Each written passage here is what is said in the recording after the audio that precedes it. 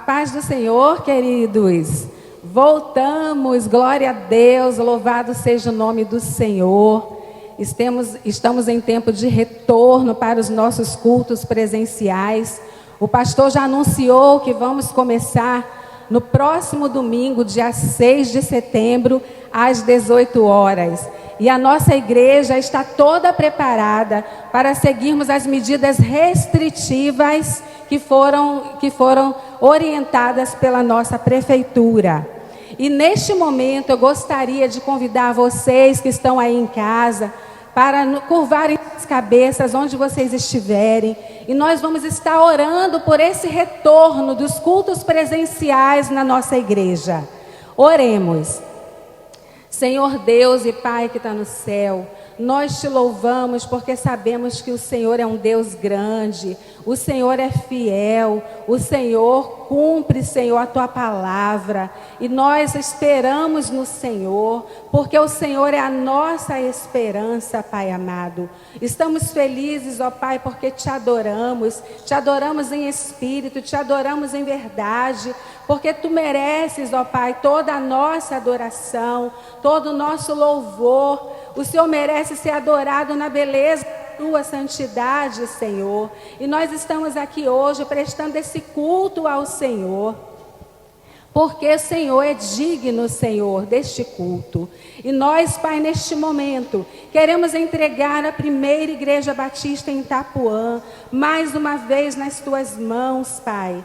Nós queremos, Senhor, te pedir que o Senhor venha dar todas as orientações que precisamos para podermos, Senhor, termos um retorno aos cultos presenciais de uma forma tranquila e de uma forma, Senhor, que ninguém, Senhor, fique doente, ninguém, Senhor, seja contaminado, que os teus servos, Pai, em nome de Jesus, venham, Senhor, ter saúde física, saúde mental, saúde espiritual. E nós estamos orando, Senhor, para que toda a ação desse vírus, desse coronavírus, ó Pai, seja debelada em nome de Jesus, Senhor. Maior é o Senhor do que esse vírus, ó Pai. E nós te pedimos a proteção para a tua igreja em Itapuã. Nós te pedimos a proteção, Senhor, para todas as pessoas que virão assistir o culto presencial, Pai. Em nome de Jesus, nós te pedimos a proteção para o nosso pastor e a sua família.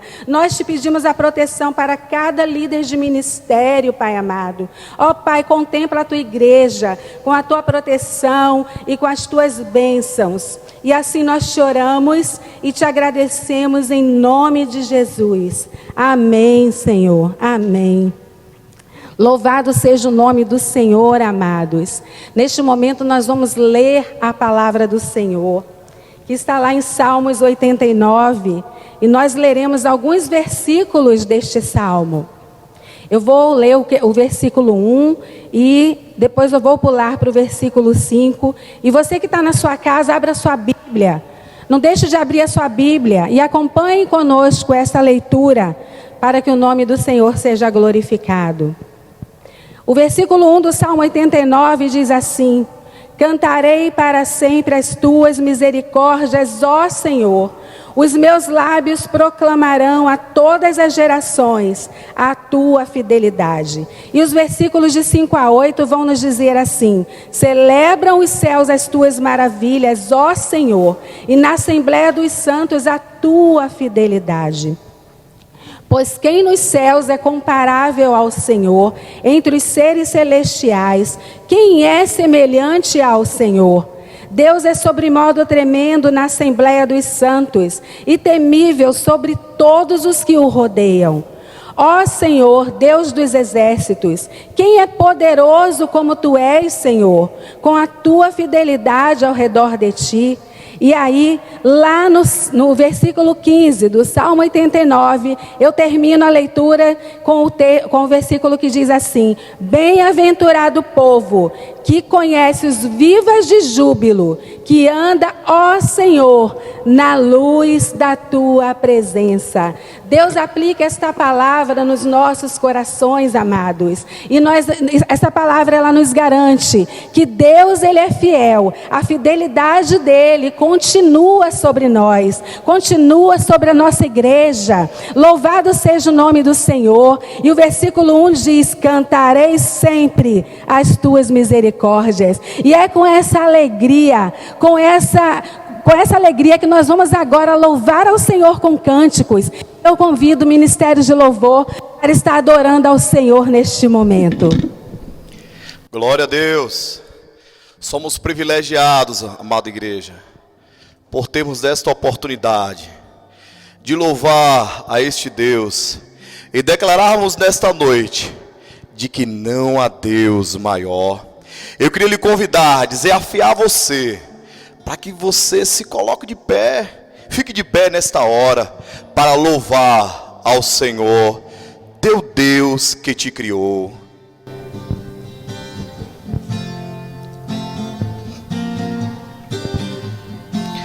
Não há Deus maior, não há Deus melhor, não há Deus tão grande como nosso Deus. Não há Deus maior,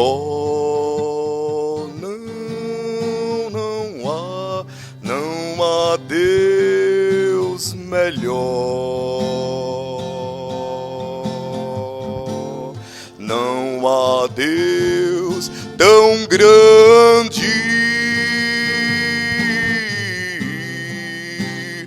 como nosso Deus. Criou o céu, criou a terra, criou o sol e as estrelas. Tudo Ele fez, tudo criou, tudo formou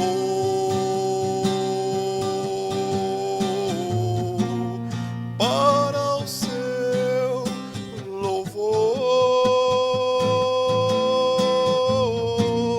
para o seu louvor, para o seu, para o seu, para o seu louvor. Glória a Deus. De fato, não há Deus maior, não há Deus melhor, e nunca haverá um Deus tão grande e amoroso como o nosso Deus. Amados irmãos, Jesus, Ele é a aliança. Ele é a aliança entre você e Deus. Ele é a aliança entre você e eu. Foi Ele que abriu o caminho para o céu. Não há outro meio de ir. Nunca iremos entrar, como diz o louvor, no celeste lar, se o caminho da cruz errar. Glória a Deus. Vamos o louvar e declarar que Ele é a aliança eterna. Glória a Deus.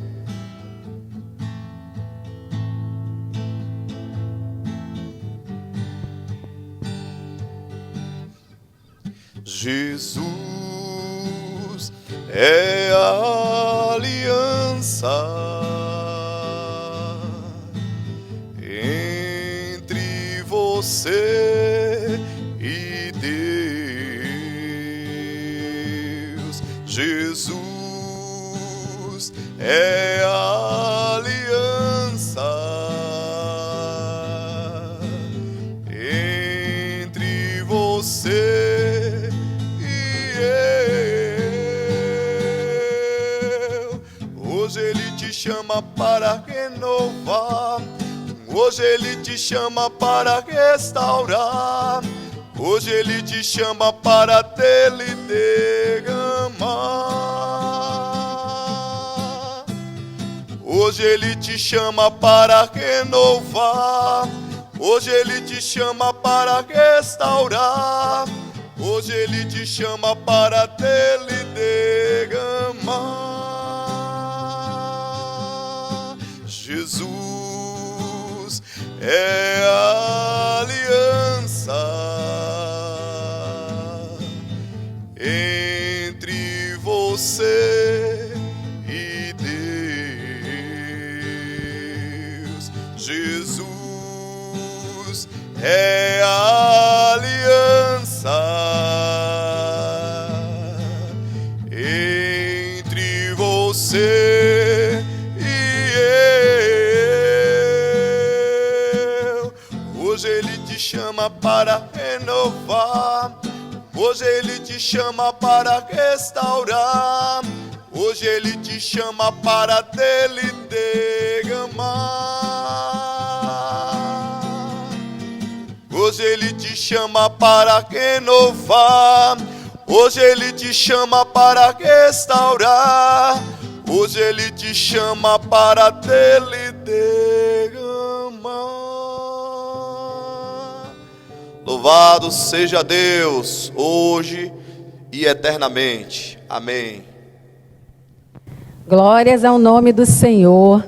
Deus merece toda a honra, toda a glória, toda a adoração, todo o louvor. Louvado seja o nome do Senhor. Amados, neste instante, eu gostaria de orar com vocês.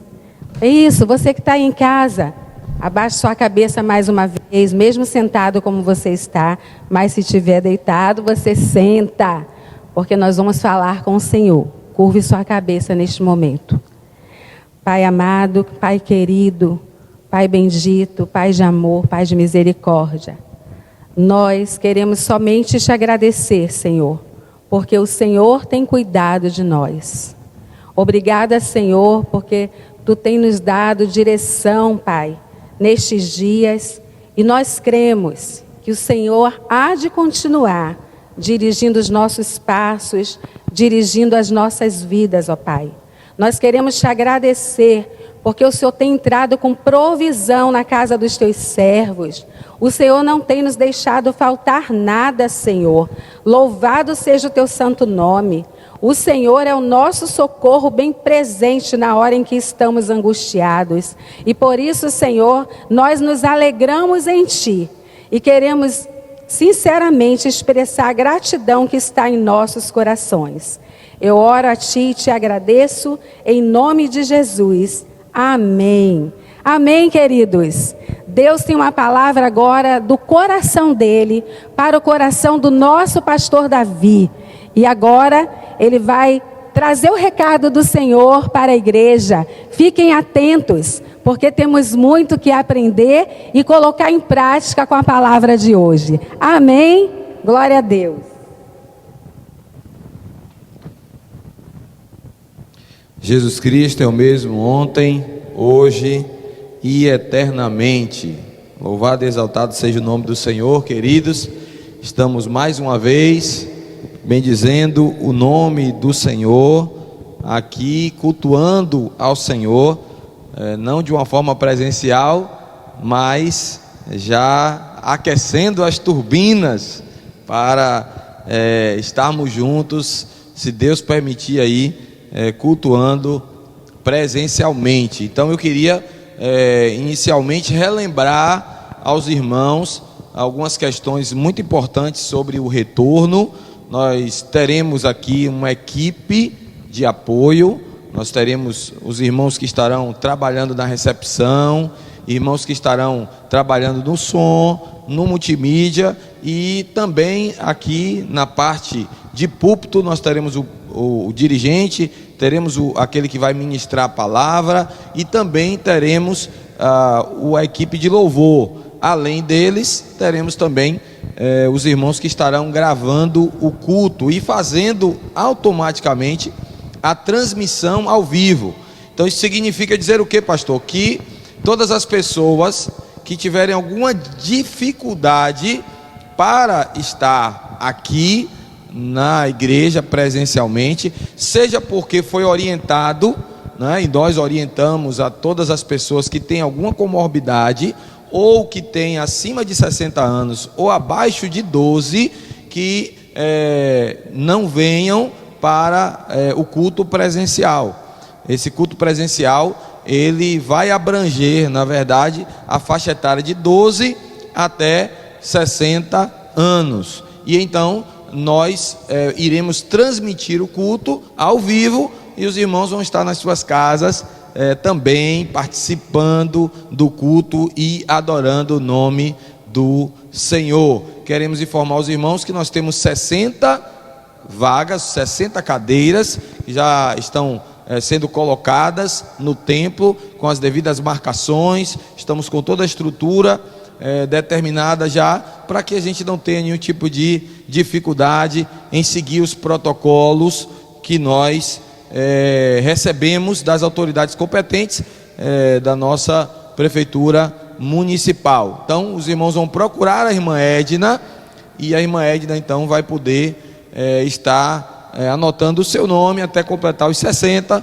E então todos os cultos que nós tivermos na igreja, os cultos aos domingos à noite, que é presencial, os cultos na segunda-feira à noite, na quarta-feira à noite, esses cultos que são cultos presenciais, com essa limitação, um afastamento, distanciamento aí de 1,5 metro para cada cadeira, esses cultos vão precisar de agendamento. Então os irmãos virão à igreja após agendar com a irmã Edna. E o culto de domingo pela manhã, esse culto continua sendo gravado. Então os irmãos não virão à igreja no domingo pela manhã.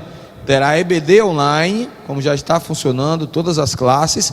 E além da EBD, após a EBD, os irmãos então estarão em suas casas, recebendo a palavra de Deus e cultuando ao Senhor conosco. É necessário que nós frisemos a importância de nós continuarmos com muito cuidado, porque apesar de nós estarmos vendo a curva, né, do número de mortes, do número de casos diminuir, a curva móvel, mas ainda assim nós precisamos ter o máximo de cuidado, porque nós somos um povo que devemos seguir as autoridades, e mais do que isso, cuidar de nós mesmos, porque a palavra de Deus diz que nós somos templo do Espírito Santo. Dito isto, amado, nós queremos também comunicar à igreja, aqueles que de repente ainda não sabem, que partiu para a eternidade no sábado o nosso irmão, o irmão Januário, Antônio Januário, 88 anos, em que na verdade Deus, ele se fez presente na vida do nosso irmão. Irmão Januário extremamente carinhoso, dedicado, zeloso. Eu queria dar essa palavra àqueles até que não conheceram o irmão Januário. O irmão Januário foi responsável aqui por muito tempo em cuidar da casa do Senhor, né? O irmão Januário não poupou esforços para abençoar a causa do Senhor, e hoje ele está na glória, está com o Pai das luzes, está vivendo coisas que a gente nem imagina, porque a Bíblia diz isso, né? Que aquilo que nem chegou ao nosso coração, a gente nem imagina, é aquilo que Deus tem preparado para aqueles que o amam. Então devemos continuar orando pela família, para que Deus traga o conforto necessário à família do nosso irmão. Amados, nós iremos começar hoje, às quartas-feiras nós sempre fazemos estudos, e de uma forma especial tivemos um mês aí muito abençoado, o mês da juventude, onde tiveram vários pastores e vários irmãos da igreja também ministrando às quartas-feiras, sobre temas específicos para os jovens. Mas a partir de agora, de setembro, nós então retornaremos aos nossos estudos, e vamos então reiniciar falando sobre as 7 igrejas do Apocalipse. Então estaremos passando algumas quartas-feiras meditando sobre este tema. Esse tema, na verdade, ele é tão importante para nós, as cartas às 7 igrejas, porque existem muitas lições, mas são muitas, queridos. Nós temos muitas coisas a aprender, e as cartas às igrejas, elas estão aqui no livro de Apocalipse, no livro da Revelação, porque nós temos, de fato, algo muito importante como igreja a aprender. Eu queria que os amados pudessem abrir então as suas Bíblias em Apocalipse capítulo 1. Nós leremos do versículo 9 ao versículo 20. Nós iremos fazer nessa noite uma introdução, onde nós estaremos passando para os amados uma visão geral sobre as 7 igrejas. Apocalipse 1, de 9 a 20, diz assim: Eu, João, irmão vosso e companheiro na tribulação, no reino e na perseverança em Jesus, achei-me na ilha de Pátimos, por causa da palavra de Deus e do testemunho de Jesus. Achei-me em espírito no dia do Senhor, e ouvi por detrás de mim grande voz, como de trombeta, dizendo: O que vês, escreve em livro, e manda às 7 igrejas: Éfeso, Esmirna, Pérgamo, Tiatira, Sardes, Filadélfia e Laodiceia. Voltei-me para ver quem falava comigo, e voltado vi 7 candeeiros de ouro, e no meio dos candeeiros um semelhante a filho do homem, com vestes talares, e cingido à altura do peito com uma cinta de ouro. A sua cabeça e cabelos eram brancos como alva lã, como neve, os olhos como chama de fogo, os pés semelhantes ao bronze polido, como que refinado numa fornalha, a voz como voz de muitas águas. Tinha na mão direita 7 estrelas, e da boca saía-lhe uma afiada espada de 2 gumes.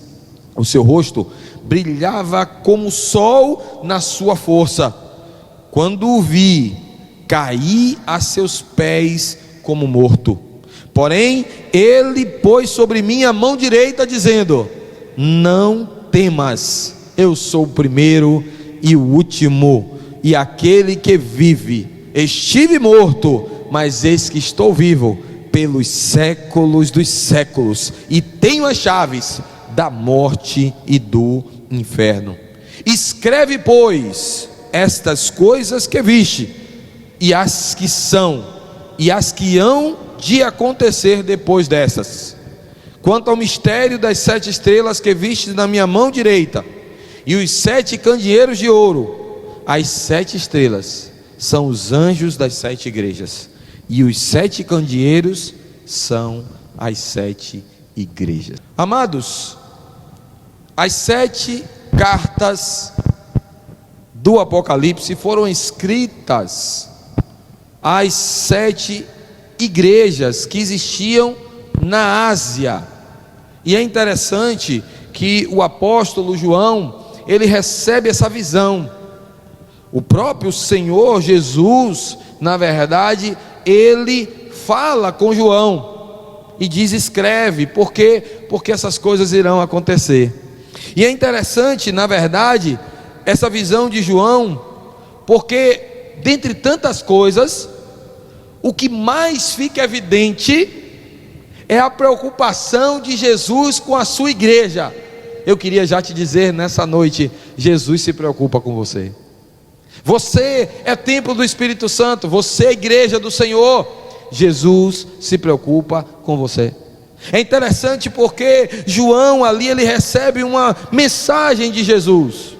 As igrejas ali da Ásia, daquelas 7 cidades, elas já existiam, mas o Senhor da igreja queria mandar um recado para elas. Por quê, pastor? Porque Ele se preocupa com a sua igreja. O Senhor da igreja quer saber se anda tudo bem. Você sabia? Jesus quer saber se a sua vida anda tudo bem, se o templo do Senhor, que é a sua vida, anda tudo bem. Jesus quer saber se a PIB de Itapuã está tudo bem. Jesus quer saber se a igreja dele na terra, que reúne todos os salvos em todos os tempos, em todas as épocas, se está tudo bem. O pensamento, na verdade, aqui é deixar bem claro que Jesus, que é o dono da igreja, ele se preocupa com a igreja. Algumas coisas interessantes sobre esse início, sobre essa introdução desse estudo, é nós observarmos, por exemplo, o quanto Jesus valoriza a igreja. Jesus valoriza a igreja, queridos, em primeiro lugar, porque Jesus, ele, antes de mostrar o juízo ao mundo, ele mostra o juízo à sua igreja. Como assim, pastor? Se nós olharmos o livro de Apocalipse, que é o livro da revelação, é Revelation, ou seja, livro da revelação, Apocalipse, ele começa trazendo justamente o juízo, mas antes de manifestar o juízo ao mundo, que acontece isso do capítulo 4 até o capítulo 22, onde acontece a abertura dos selos, onde as 7 trombetas são tocadas, ou seja, na verdade, tudo aquilo que está mostrando no livro de Apocalipse, do capítulo 4 ao o capítulo 22, está falando sobre o juízo no mundo todo. Mas antes do juízo no mundo todo, Deus se manifesta esse juízo à sua própria igreja. É valorização. O Senhor, ele está querendo dizer: olha, a minha igreja, ela recebe primeiro a revelação, recebe primeiro a orientação, eu trago para ela as oportunidades. É interessante isso. Veja, por favor, na sua Bíblia aí, voltando só um pouco aí, na primeira carta de Pedro, capítulo 4, versículo 17, a palavra diz assim: porque a ocasião de começar o juízo pela casa de Deus é chegada. Olha aí, então a ocasião de começar o juízo começa por onde?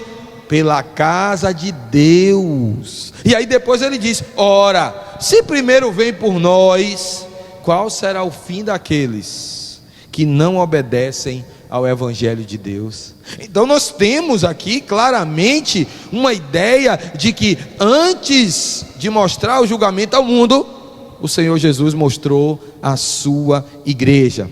Uma outra coisa interessante, nós temos aqui em Apocalipse 7 igrejas. São 7 igrejas. Por quê, pastor? Existiam outras cidades, né, ali na Ásia Menor, cidades inclusive que o apóstolo Paulo, por exemplo, ele edificou igrejas, né, fundou igrejas, como Colossenses, por exemplo, a cidade de Colossos, né? E é interessante, mas ela não faz parte. Pastor, por que só 7 igrejas? E aí é muito interessante, queridos, nós olharmos que 7 é um número de completude, um número de perfeição. Então é como, na verdade, se mais uma vez Jesus estivesse valorizando a sua igreja, quando ele escolhe 7 igrejas, sabe? Igrejas que falam, na verdade, que mostram as 7 igrejas que são do Senhor Jesus, e falam sobre plenitude, sobre totalidade. Na verdade, se cita essas 7 igrejas como uma ideia de que todas as igrejas de todos os tempos estão envolvidas nesse processo. Isso é uma verdade incontestável, porque em cada período, meu irmão, da história da humanidade, as igrejas, elas se veem com esses ensinamentos muito claros de Jesus sendo pertinentes à sua existência. Eu quero dizer aos irmãos que nós estamos aqui diante de um texto que, apesar de ser um texto da época de João, da época ali de alguns anos depois de Jesus Cristo, nós temos um texto aqui que é atual para os nossos dias e que fala com a primeira igreja batista de Itapuã e que certamente trata questões que nós como igreja precisamos. Então, as 7 igrejas, por que 7? Por causa dessa ideia da plenitude. Existe uma outra questão muito interessante sobre o livro de Apocalipse, que o 7 é muito utilizado. Se nós olharmos aí nos 22 capítulos do livro, o 7 é utilizado 54 vezes. É muito 7. Se a gente olha, por exemplo, para aquilo que ele usa de símbolo, são 7 igrejas, 7 selos, 7 trombetas. Se nós olharmos mais, nós vamos ver 7 taças, 7 estrelas, 7 espíritos. Nós vimos aí no capítulo 1, 7 espíritos, 7 estrelas. Então, queridos, na verdade, temos aí as seções ainda que dividem o livro. né? Nós temos 7 bem-aventuranças, 7 referências da palavra de Deus, 7 vezes a referência Deus o Todo-Poderoso. Ou seja, há uma divisão, e o 7, ou seja, o número da perfeição de Deus, está intrinsecamente ligado ao livro de Apocalipse. Todas as cartas, é uma outra característica também dessa introdução, elas têm uma mesma divisão. Sempre há, na verdade, uma apresentação daquele que escreve as cartas, todas as cartas escritas pelo Senhor Jesus Cristo. Em cada uma delas, ele se apresenta de uma forma, e nós podemos ver isso tranquilamente. Mas além disso, nós temos a apreciação, a reprovação e, por fim, as promessas. Essa é a forma do Senhor se apresentar. Para 2 igrejas, ele só tem elogios. Nós vamos ver aí Esmirna e Filadélfia, são igrejas que só têm elogios. Para outras 4 igrejas, como Éfeso, como Pérgamo, Tiatira e Sardes, ele vai fazer tanto elogio como também com críticas. E para Laodiceia, então, é uma igreja que ele só apresenta críticas. E eu queria, nessa introdução para os irmãos, falando sobre estas igrejas, à luz do texto que nós acabamos de ler, trazer 5 verdades acerca, então, daquilo que essas igrejas, que essas cartas a estas igrejas pelo Senhor Jesus têm a nos ensinar. A primeira coisa, queridos, que eu queria destacar como verdade, é que a igreja revela Jesus Cristo. As igrejas revelam Jesus Cristo. Nossa igreja precisa revelar Jesus Cristo. Qualquer igreja da face da terra precisa revelar Jesus. Por quê, pastor? Porque essa é a nossa missão. E eu queria que os irmãos olhassem aí no texto que nós lemos, em Apocalipse capítulo 1, versículo 12 e 13. Por favor, acompanhe comigo. Diz assim: voltei-me para ver quem falava comigo, e voltado vi 7 candeeiros de ouro. Olha só, João estava de costa. Ele ouve uma voz. Quando ele ouve a voz, ele se vira para saber quem está falando comigo. Mas quando ele se vira, olha o que diz a Bíblia no versículo 12: eu vi 7 candeeiros de ouro. E aí no versículo 13 diz: e no meio dos candeeiros, um semelhante ao Filho do Homem. Então preste atenção nisso, que isso é muito interessante. Deus falou muito comigo nisso. Queridos, quando ele está de costa, que ele se vira, a primeira coisa que ele vê são os 7 candeeiros. Sabe o que aqui significa? Os 7 candeeiros, para quem não lembra aí, por favor, olha no versículo 20, que diz lá, no finalzinho do versículo 20, diz assim, ó: e os 7 candeeiros são as 7 igrejas. Olha aí, os 7 candeeiros são as 7 igrejas. Então, quem são os candeeiros, igreja? As 7 igrejas, maravilha. E aí, quando ele volta, o que é que ele vê? Ele vê os 7 candeeiros. E depois que ele vê os 7 candeeiros, diz a Bíblia aqui, versículo 13, acompanhe comigo aí: e no meio dos candeeiros, um semelhante ao Filho do Homem. Sabe o que é que eu aprendo com isso, queridos? É que antes de ver Cristo, João viu a igreja. E João viu, na verdade, a plenitude de Jesus na terra, que é exatamente a igreja. Só depois ele viu Cristo glorificado. Jesus está no meio da sua igreja. Ninguém vai ver Cristo fora da igreja, amados. Nós precisamos entender isso, que o papel da igreja é revelar a pessoa bendita de Jesus. Igreja não salva ninguém, mas a igreja é o mecanismo que o Senhor escolheu para mostrar a pessoa bendita de Jesus, porque a igreja é a noiva do Cordeiro, e nós precisamos fazer parte da igreja, sim, do corpo de Cristo, para podermos participar das bodas. Veja como Cristo valoriza a sua igreja, porque Ele se dá a conhecer as pessoas por meio dela. Quando João olha, João primeiro vê a igreja, depois vê Jesus andando no meio da igreja. Então Jesus andando no meio da igreja significa dizer que você tem a possibilidade de conhecer Jesus através da igreja. É interessante isso, queridos, porque a atenção de Jesus está voltada para a sua noiva. Jesus, ele permite se revelar através da igreja, do organismo vivo que ele escolheu para que a glória dele fosse manifestada ao mundo. Ele é o centro da igreja, e alguém que busque a igreja vai encontrar a pessoa bendita de Jesus. Essa é a primeira verdade. Mas a primeira verdade, relembrando, a igreja revela Jesus. A segunda verdade nesse texto é que Jesus está trabalhando, trazendo cura à igreja dos seus males. É interessante nós observarmos, por favor, aí no capítulo 2, no versículo 1, que diz assim: ao anjo da igreja em Éfeso escreve: essas coisas diz aquele que conserva na mão direita as 7 estrelas e que anda no meio dos 7 candeeiros de ouro. A gente já aprendeu que os 7 candeeiros de ouro são as 7 igrejas, e ele está dizendo aqui que Jesus anda no meio do candeeiro. Ou seja, Cristo não está só no meio da igreja, Cristo está andando pelo meio da igreja. Cristo está trabalhando no meio da igreja. Cristo está observando a igreja, uma ação investigatória no meio da igreja. Ele sonda a igreja. A própria palavra vai dizer aqui em Apocalipse 2,18 que os seus olhos são como chamas de fogo. O Senhor Jesus está olhando a igreja.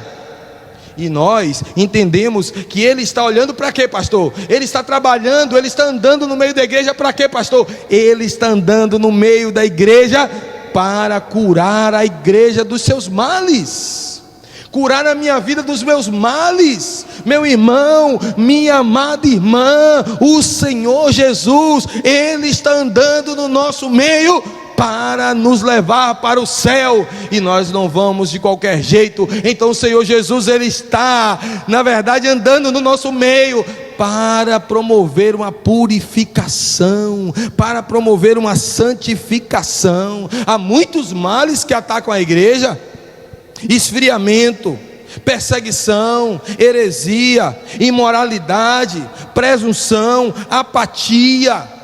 Meus amados, quantos males têm atacado a igreja? Estamos passando por um período de pandemia. Quantas pessoas têm deixado a igreja, têm deixado, na verdade, de acompanhar as atividades, a palavra de Deus, têm inclusive abandonado a fé. Misericórdia. Mas por quê, pastor? Porque não estão, na verdade, entendendo esse princípio espiritual. Meu irmão, Jesus, Ele está andando no meio da igreja para nos fortalecer, para nos dar condição de vencermos as batalhas dessa vida. A pandemia é uma grande batalha em todos os sentidos, não só na área da saúde, na área financeira, na área do convívio social. Muitas pessoas com problemas psicológicos nesse tempo. Mas, meu irmão, se você pertence à igreja do Senhor Jesus, o Senhor Jesus está com você. Ele não te abandona. Ele anda no meio da igreja, Ele passeia no meio da igreja para promover cura, para trazer cura aos nossos males. Se a gente olhar, eu não vou olhar todas por causa do tempo, mas pelo menos uma, eu quero aqui te mostrar. Por exemplo, a igreja de Esmirna. Jesus é o remédio. Nós vamos estudar a igreja de Esmirna numa quarta-feira, só vai ser ela, mas eu quero só dar uma pincelada. A igreja de Esmirna, por exemplo, se nós olharmos, é uma igreja que estava passando por muito sofrimento. Nós não vamos ler aqui tudo não, mas é uma igreja que estava passando por perseguição, por morte, martírio. É interessante isso, porque Jesus se apresenta como para ela. Por favor, acompanhe aí na sua Bíblia, versículo 8 do capítulo de número 2. Olha o que aqui diz a Bíblia: ao anjo da igreja em Esmirna escreve: essas coisas diz o primeiro e o último, que esteve morto e tornou a viver. Sabe o que é que acontece aqui, amados? O Jesus que passeia no meio da igreja, uma igreja que está sendo perseguida, uma igreja que está lutando, que está vendo pessoas sendo, na verdade, cristãos da igreja, sendo perseguidos e muitas vezes mortos. Jesus está dizendo para ela: olha, eu, aquele que venceu a morte, sou o remédio para quem está enfrentando perseguição e morte. O que nós estamos vendo aqui em Apocalipse 2, versículo 8, é um Jesus que se apresenta como solução, como um remédio para uma igreja que está perseguida. Por isso que ele diz: olha, eu sou aquele que estive morto. Ou seja, em outras palavras, ele está dizendo assim: vocês podem até serem mortos, porque vocês estão sendo perseguidos, mas creiam que assim como eu estou vivo, vocês também estarão. Jesus então é aquele que anda no meio da igreja, que por isso mesmo traz cura para os seus males. Mas uma terceira verdade nessa noite que eu quero deixar no seu coração é que Jesus conhece a sua igreja. Aleluia! Jesus conhece. As cartas do Apocalipse me levam a entender isso. Pastor, por que você está dizendo que Jesus conhece? Eu queria que você me acompanhasse pelo menos aí rapidinho em alguns versículos. Eu não vou ler todos, mas eu quero que os irmãos aí abram sua Bíblia em casa, deixe o texto aberto, porque eu queria que os irmãos olhassem todos os momentos aqui que nós vamos ler. Apocalipse 2, versículo 2. Jesus está escrevendo para a igreja de Éfeso. Olha o que está escrito: conheço as tuas obras. Primeira igreja, o que é que Jesus diz? Conheço as tuas obras. Por favor, olhe para a segunda igreja, ainda no capítulo 2, versículo 9. Conheço a tua tribulação. Olha aí, o Jesus que nos conhece. Qual é a terceira igreja, pastor? Pérgamo. Por favor, olha para Pérgamo aí, ainda no capítulo 2, versículo 13. Conheço o lugar em que habitas. Jesus que conhece as obras, o Jesus que conhece a tribulação, o Jesus que conhece aonde habita. Mas se ainda não bastasse, olha as outras igrejas, só para a gente confirmar. Tiatira, versículo 19, para Tiatira, no mesmo capítulo: conheço as tuas obras, o teu amor, a tua fé, o teu serviço, a tua perseverança e as tuas últimas obras. Eu conheço. Continue aí, por favor, olhando na carta à igreja de Sardes, por favor. Veja que ainda aí na carta de Sardes, no versículo 1, ele diz: ao anjo da igreja de Sardes escreve: essas coisas diz aquele que tem os 7 Espíritos de Deus e as 7 estrelas. O que é que está escrito em sua Bíblia agora aí? Conheço as tuas obras. Veja que ainda mais, versículo 8, a igreja de Filadélfia, ele diz: conheço as tuas obras. Ainda para finalizar, em Laodiceia, a última igreja, versículo 15: conheço as tuas obras. Meu irmão, minha amada, é uma verdade incontestável. Jesus conhece as nossas vidas. Jesus conhece a igreja dele. Jesus conhece a primeira igreja batista de Itapuã. Jesus conhece a minha vida como templo dele. Jesus sabe o que eu faço. Talvez você possa pensar assim: olha, eu posso de repente esconder alguma coisa do pastor, esconder alguma coisa da esposa, do esposo, do filho, do amigo. Sabe, queridos, pode ser que seu pai não conheça, pode ser que sua esposa não conheça, pode ser que seu esposo não conheça, pode ser que seu pastor não conheça, pode ser que seu filho não conheça. Mas eu quero te dizer: Jesus conhece. Jesus conhece. Então ele faz isso. É interessante para Esmirna, que nós falamos aqui, ele diz assim: eu conheço a tua tribulação. Oh, meu irmão, como é confortável você receber algo da parte de Deus. Jesus sabe as dores da tua alma. Jesus conhece, sabe? Ele diz assim: olha, eu sei da tua pobreza, eu sei da tua dificuldade, mas eu sei também que você é rica aos olhos de Deus. Meu amado, Jesus conhece a tua estrutura, Jesus conhece as tuas dificuldades, Jesus conhece as tuas lutas. Ele conhece. É interessante isso, porque ele conhece muito mais do que nós mesmos pensamos. Porque veja, nas cartas, se os irmãos forem ler aí as cartas, eu aconselho que leiam. Próxima quarta nós vamos falar da igreja de Éfeso. Mas se nós lermos as cartas, meus irmãos, nós vamos ver que Jesus conhece o profundo das igrejas. Porque tem hora que ele diz assim: olha, para uma igreja pobre, por exemplo, ele diz assim: você é rica. Ele fez isso com Esmirna: você é pobre, mas você é rica. Mas quando ele chegou para Laodiceia, ele disse assim: você é rica, mas na verdade você é pobre.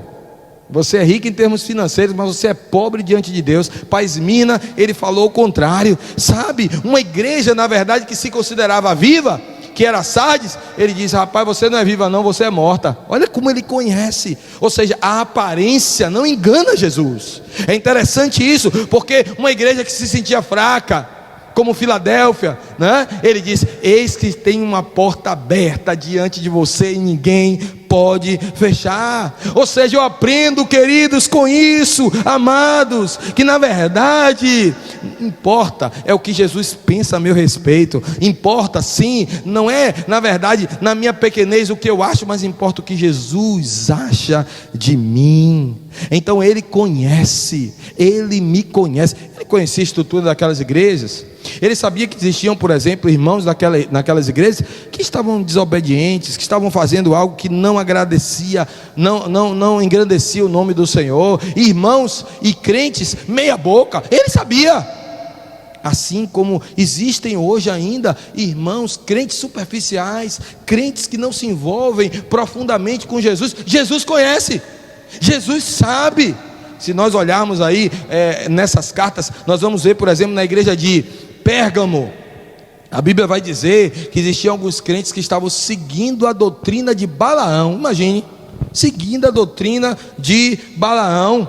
Em Tiatira, por exemplo, você vai ver que existia uma profetisa lá, que estava trazendo ensinos que não agradavam a Deus. E isso também Jesus ele fala. Por quê? Porque Jesus conhece. Em Sardes, por exemplo, embora a igreja estivesse vivendo de aparência, ele diz: mas tem ainda uns poucos que não se contaminaram nas suas vestiduras. Ou seja, Jesus conhece.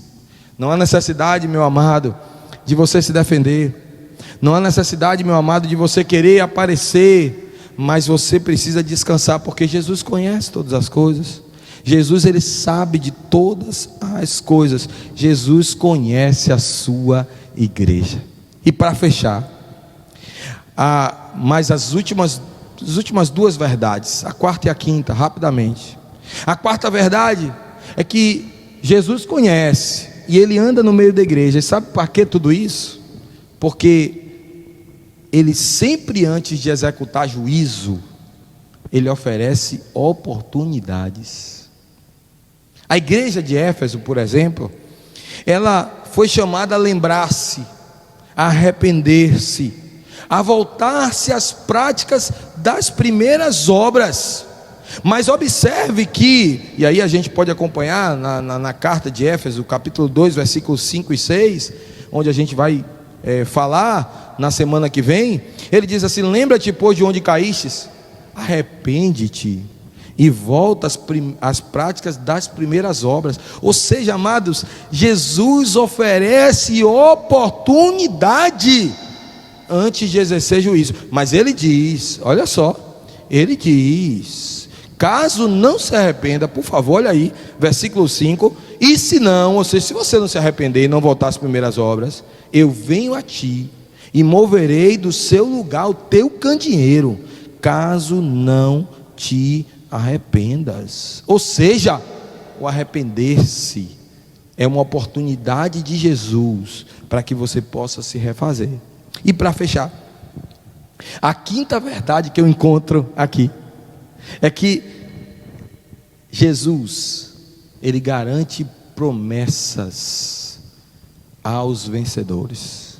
Em todas as igrejas é uma verdade. Jesus garante promessas aos vencedores. É interessante isso, queridos, porque nem todos os membros de uma igreja local farão parte do corpo de Cristo. Nem todos os membros de uma igreja são vencedores, porque nem todos os membros de uma igreja são salvos em Jesus Cristo. As promessas são para os vencedores, são de fato para aqueles que receberam ao Senhor com integridade, com inteireza de coração e vivem baseados na palavra de Deus. Então, Jesus, Ele garante, é uma verdade desses textos, dessas cartas, Jesus garante gloriosas promessas. Sabe o que me chama a atenção, queridos?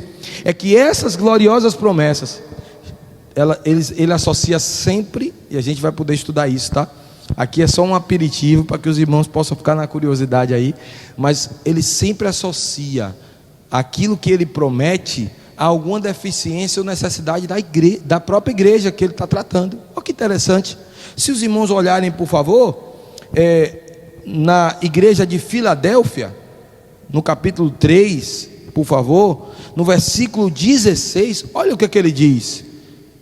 Filadélfia, na verdade, 3:12, desculpe, 3:12, olha o vencedor. Ao vencedor, falo-ei coluna do santuário do meu Deus, e daí jamais sairá. Olha só uma coisa interessante, por favor, observa aí, ainda no capítulo 3, voltando um pouquinho mais, olha o que esta igreja, como esta igreja, ela se sentia. Era uma igreja que se sentia fraca. E é interessante que o versículo 8 diz isso: conheça as tuas obras, eis que tenho posto diante de ti uma porta aberta, a qual ninguém pode fechar. Aí ele diz assim: que tens pouca força. Ou seja, uma igreja fraca. Mas olha o que ele promete. Ele promete que essa igreja fraca seja uma coluna do santuário do seu Deus. Veja que o Senhor Jesus, ele faz uma promessa, amados, dando na verdade àquela igreja o sustentáculo, dando àquela igreja a condição de experimentar, de vencer e de ter uma gloriosa promessa de algo que ela tinha de deficiência. E a gente vai acompanhar que em todas as igrejas ele fez isso, porque ele é especialista em nos tratar, em nos prometer coisas extraordinárias que nós nem merecíamos. Então, queridos, o que é que eu quero concluir nessa noite de reflexão? Eu quero concluir nessa noite de recepção, de reflexão, que para todas as igrejas há um só refrão. Qual é o refrão, pastor? Quem tem ouvidos, ouça o que o Espírito diz às igrejas. Essas 7 igrejas da Ásia, que hoje, na verdade, é a atual Turquia, não existem mais. Elas não existem mais. E sabe por que elas não existem mais, queridos? Porque elas não deram ouvidos ao que o Espírito disse às igrejas. Hoje, naquela região, na Turquia, existe menos de 1% de cristãos. Menos de 1%. Tudo isso por quê?